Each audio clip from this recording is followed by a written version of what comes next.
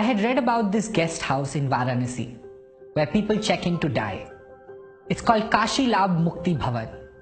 Rooted in the belief system of many Hindus is that if you take your last breath in Kashi, you attain what is popularly known as fruit of Kashi or Kashi Labh, which is moksha or salvation. Now the interesting fact is that you're only allowed 2 weeks to stay in and die. So you have to be really sure. If you're still hanging around after 2 weeks, you got to check out. So I was really curious and fascinated to understand what would those people have learned who have not only accepted death as a reality, but are rather anticipating it with a timer on. So I went to Varanasi, spent a week in the guest house and interviewed people who had checked in. Phenomenal, their life lessons were really thought-provoking. So in the same environment, I met Mr. Bhairav Nath Shukla, who has been the manager of Mukti Bhavan for last 44 years. He has seen more than 12,000 deaths. So I asked him, what have you learned after seeing both life and death at such close quarters? He shared with me 12 life lessons, of which I wrote a blog post, and it's read and shared by millions of people across the world and became highly popular.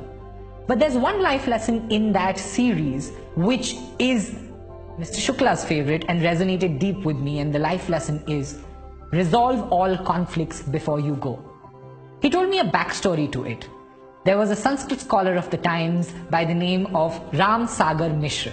Mishra was one of the eldest of the 6 brothers and was closest to the youngest. One argument years ago led to this bitter communication between the brothers and led to a wall eventually partitioning the house. In his final years, Mishra checked into the guest house with his little pan case and told Shukla to reserve room number 3 for him because he was sure he's going to pass away on day 16th after his arrival. On day 14th, he said, I want my estranged brother of 40 years to come and see me. This bitterness heavies my heart. I want to resolve every conflict before I go. A letter was sent out. On 16th day, the brother arrived and Mishra held his hand and asked him to bring down the wall dividing the house. He asked for his brother's forgiveness. Both brothers wept, and mid-sentence, Mishra stopped speaking. His face became calm and he was gone in a moment. And I know that anecdote sounds straight out of a folk fiction novel, but Mr. Shukla told me that he has seen the same story replay over and over again with many different people who have come there. He said to me, Deepak, I see so many people carrying such unnecessary baggage throughout their life, only wanting to drop it at the very end of their journey. The trick, he said, however, lies in not having any conflict, but resolving every conflict as soon as you have it.